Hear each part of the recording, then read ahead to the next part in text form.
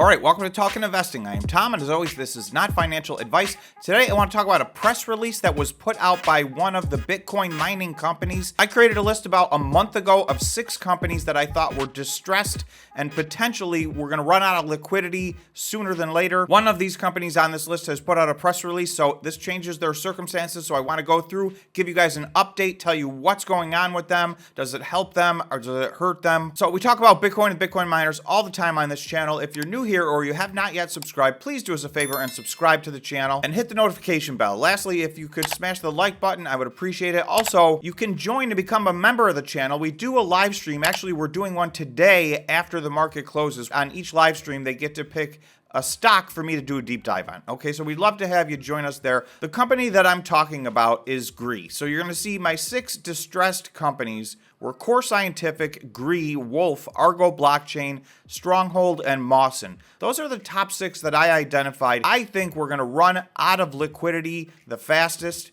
and they had the most imminent problems. So running out of liquidity for these companies means defaulting on their debt, and defaulting on their debt at that point probably means going into some Chapter 11 reorganization. So it's pretty early in the trading day. GREE is trading down about 8.7%. At the moment, at this time in the trading day, the rest of the entire big board is green. All the Bitcoin miners are up. Bitcoin is up. Obviously, that may change by the end of the day, but Greenidge is an outlier. It's just about the only Bitcoin miner that is red, so that will probably give you an indication that this was not the absolute greatest news of all time. Now, this is a good news, bad news situation, so I want to go through the press release and talk about exactly what happened so that we can see where they're at. Okay, Greenidge Generation executes term sheet with secured lender NYDIG regarding debt renegotiations, provides liquidity update. So there's a summary here at the top. I don't want to read this. It's a very long press release, but I will try to hit the highlights. And this was put out this morning on December 20th. So lender negotiations update. Entered into a non-binding term sheet with NYDIG regarding approximately $74 million of debt. Contemplated the following terms. NYDIG would purchase miners with approximately 2.8 exahash of mining capacity. So in other words, they're saying purchase miners, but they're basically going to repossess miners from Greenidge in an effort to offset some of their debt. So that is a very big chunk of Greenidge's Bitcoin mining exahash capacity. I'm going to skip to the bottom bullet point at the moment and just let you know that with that gone, Greenidge would retain ownership of miners with a capacity of 1.2 exahash. So this would be a gigantic setback for them. This represents the majority of their miners. In addition to that, Greenidge would enter into a hosting agreement with NYDIG for approximately 2.8 of mining capacity. They are going to become a hosting service versus having their own self-mining if they can put this plan together. In exchange for the purchase miners and transfer of mining infrastructure and credits to NYDIG, NYDIG would agree to a reduction of approximately $57 to $68 million of their debt. So they have $74 million of debt, and this would reduce about somewhere between $57 to $68 million, depending on how the terms settle out. But the thing is, this is not their only debt. We're going to get to their balance sheet. This is really only less than half of this company's debt. So even after they've given up the vast majority of their machines, really having to change their whole business model from becoming a Bitcoin miner to mostly being a hosting company, even after all that, they still have a massive amount of debt that goes past this. So again, we'll look at the balance sheet in a minute and take a look at that. Okay, any change in the term reflected in this non-binding term sheet could have a material adverse effect on Greenidge and its stockholders and could further impact its liquidity and its ability to continue as a going concern. We are seeing this pop up more and more in the Bitcoin miners. The company's average monthly cash burn rate in October and November was approximately $8 million, of which about $5.5 million per month was associated with the principal and interest to this NYDIG loan that they have. Further, the company expects to have a similar cash burn and similar payments to NYDIG during December of 2022. So you can see this is why they were on my list. They have a liquidity problem, and it has all to do with their debt. Their cash burn rate to pay back the interest, but more importantly, the principal on their debt that is coming due, exceeds the amount of liquidity they have and it's not by a little bit, it's by a lot. So you can see they're having to restructure this debt. They're trying to get rid of about 90% of the debt that they owe to NYDIG, which will still leave them with a massive amount of debt, but that debt is structured a little bit differently, so we're going to look at that and see if maybe they could make their way through. Okay, next they say Greenwich's board of directors has engaged in active discussions about the potential for and timing of a voluntary bankruptcy filing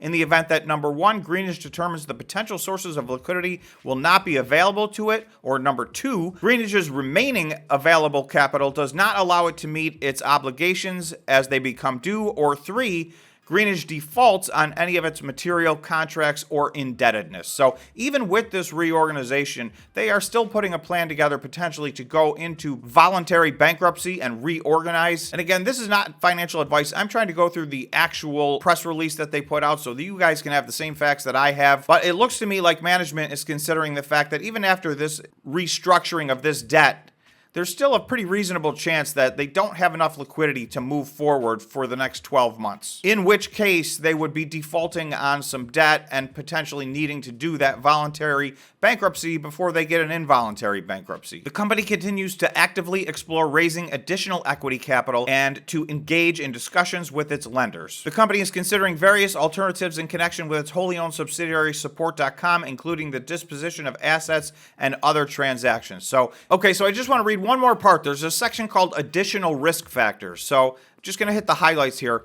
Investing in this company's common stock is highly speculative and involves risks including the complete loss of any investment. You should carefully consider the risk factors below. Okay, now in bold print, because there is substantial doubt about this company's ability to continue as a going concern and to manage its liabilities in light of its current operating environment, an investment in this company's common stock is highly speculative.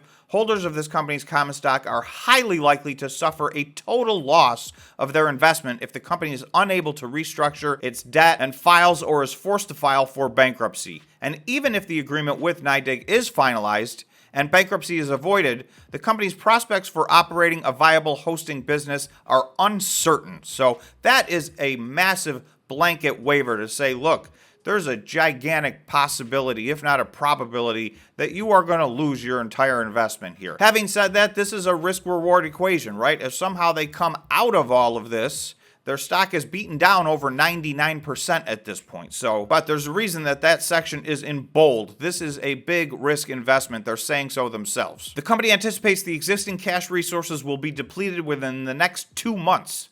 As a result, the company is in the process of exploring a number of potential strategic alternatives with respect to the company's corporate or capital structure, including raising additional capital and renegotiating its debt obligations. In addition to the discussions that resulted in the term sheet, the company has begun to engage in discussions with certain of its other creditors regarding these initiatives. So that leads me over to their balance sheet. I want to show you there's a lot more debt than this going on. So this was Greenwich quarterly report for the period ended September 30th, 2022. So you're going to see their current ratio is not good. Even at that point, they had $54 million in current assets, but they had $98 million in current liabilities due. So they were already upside down almost 2-to-1 in current liabilities versus current assets. That, along with the additional debt they have, is the reason that they're on my list of 6 companies that I think have an imminent liquidity problem, right? And now that is absolutely obvious. They've said so themselves multiple times in this press release. But if you look, you'll see long-term debt, the current portion. So in current liabilities, they have $73 million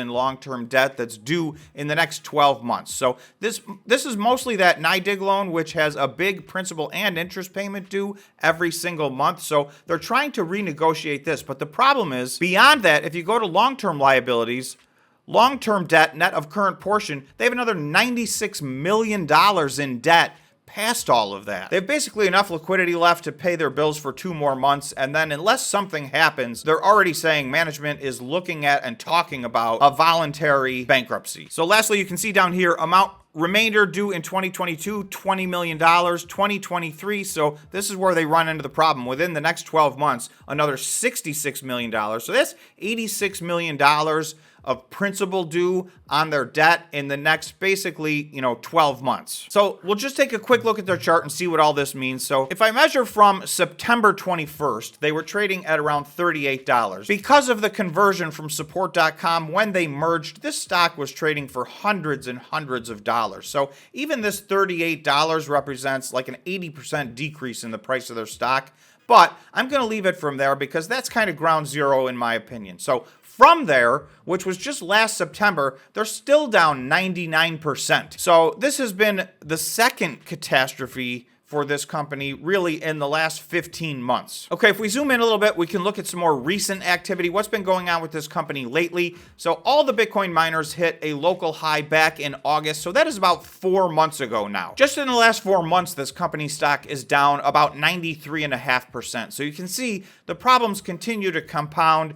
This update today, I don't think helps them very much. They're now down about almost 13%. So even just as I'm making this video, they continue to lose value. This may stay off their bankruptcy for a period of time, but I'm not sure that this changes their position overall. So again, this is not financial advice. That's just my opinion on what this press release means. You guys need to do your own due diligence, and please be very careful. You saw right there in the press release itself, they gave several warnings regarding investing in their stock. So that's the update on Greek. Thank you guys for watching, and I will see you in the next video.